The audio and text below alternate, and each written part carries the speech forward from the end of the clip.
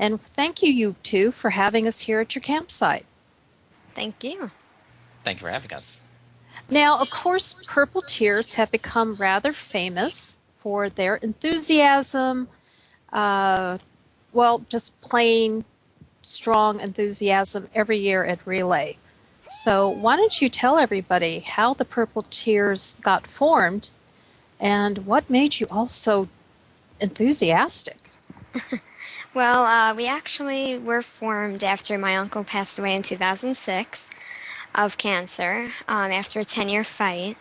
And in 2007, I created a school called I took on a school called Hard Knock and then created a camp called Camp Hard Knock. And we, together with the kids, came up with the idea of doing the Relay for Life team. This will be our 6th year.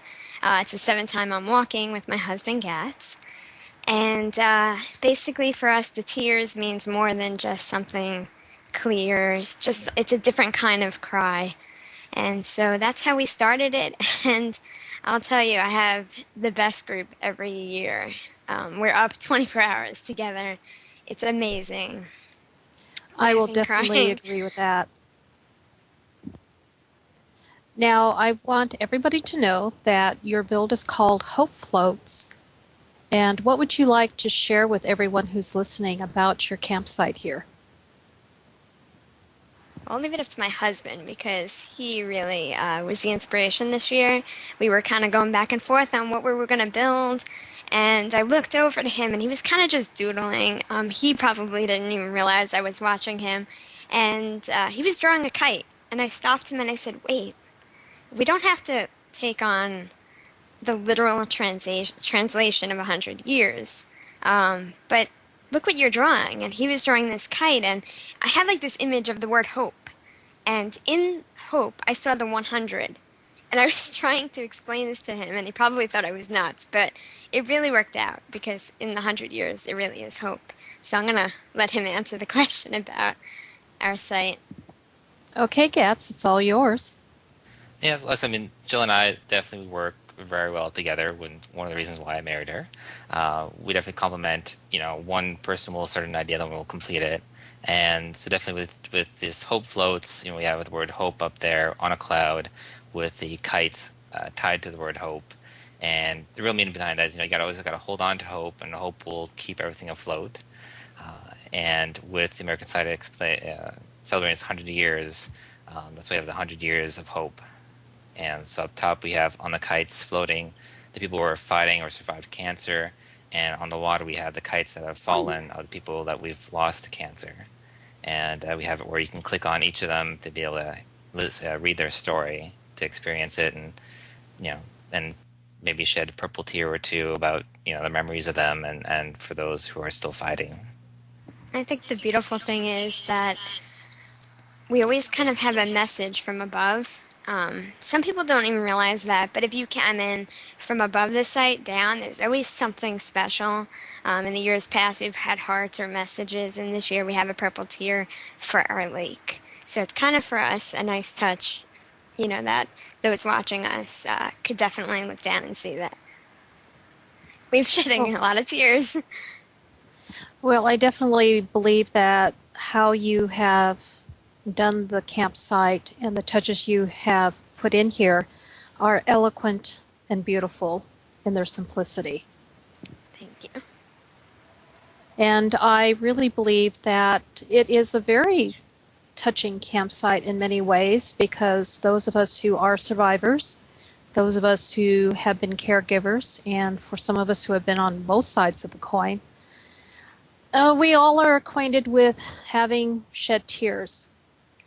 And whether they're the tears of the shock of hearing those 3 words, you have cancer, or having a loved one tell you that they have cancer.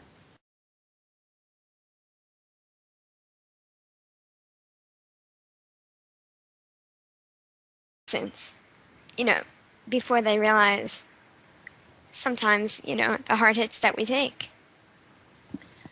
Well, that is certainly true. And of course, there are been speculations among relayers about how much candy and sugar you have plied the kids with before relay even started. Well, I will tell you, right before they come here, we actually have a summer camp and a winter camp, and actually Safia came to visit us, and we confiscate all of their candy beforehand, so don't worry about it. But the counselors that you see on there, they definitely have taken the candy away. I may have eaten a couple of them. Oh, okay. That's been well hidden, so only the adults can get access. Aha. How well we know what parents do with the Halloween candy. Am I right? Oh, yeah. So how many members do you have on Purple Tears? Oh my gosh. It changes every year. This year we have over 100. I mean, there's kids that come back to us. It for us, it feels like hundreds. Unfortunately, it's not. But you know, we're we're a big team. Well, I'm sure there are times where it definitely feels like there are hundreds surrounding you. Oh yeah. And this is one of the times that you want to feel that way. Even though you see a lot of kids separate, we're also in a Skype call together. There's just maybe 50 to 70 to 100 people in another call that we're doing just because we need each other's support. You know, during the Luminara ceremony, we break down. Everybody cries, and then maybe somebody breaks the ice 10 minutes later and everybody's laughing, and then everybody gets tired, and then everybody kind of tries to help each other to get up, and we love it. The energy is something we look forward to every single summer. Well, I think you have definitely demonstrated that your team is definitely a team that is involved, a team that is active, and a team that cares. And I think that is a wonderful thing for any team to be able to say. I believe every Well team here done. is like that. Well, I would say everyone would proudly tell you, Purple Tears, well done again. You never fail to show such team spirit, such relay spirit, and your empathy for others is well known. You should be very pleased and proud of yourselves, and you have some of the most well-mannered kids on the grid. They're the best. And we're very Kids, proud. kids, you are pretty darn wonderful, even though I bet there's some hidden candies somewhere. I'm sure that you are very happy with what you've done here and what you're going to continue to do. And I do kind of wonder how long it'll take the little ones to start bugging you two about, okay, what are we going to do for 2014? Oh, they've already started asking us. Oh, yeah. Oh, no. You don't even get one day off before you have to start planning for next year?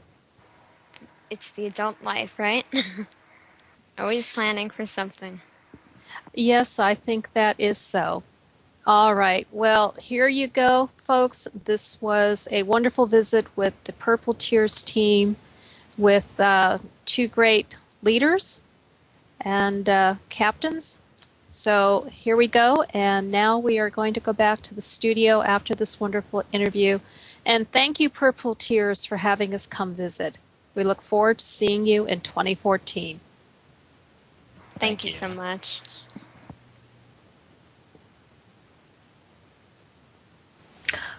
Wow. Thank you, Cinders. That was absolutely wonderful. You didn't see me crossing my fingers the 5 times my screen went black. No, we didn't. We just saw you talking and it was fantastic. And we saw so many kids dancing. It was just wonderful to see.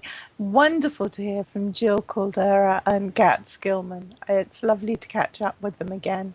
I remember my visit to Camp Hardknock very well. The camp there is just so magnificent, such fun for kids on Second Life to go to. It truly is. It is indeed.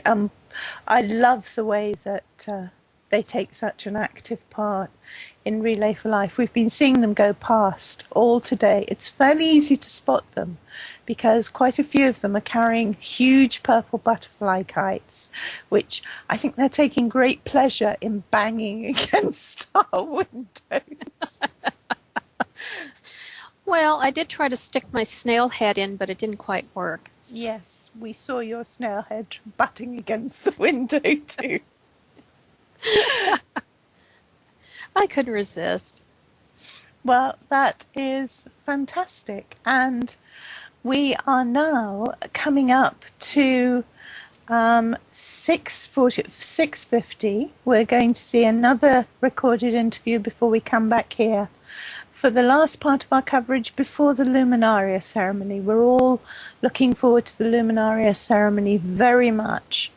And that will be at 9 o'clock. But before that, we've got a couple more interviews on the trackside.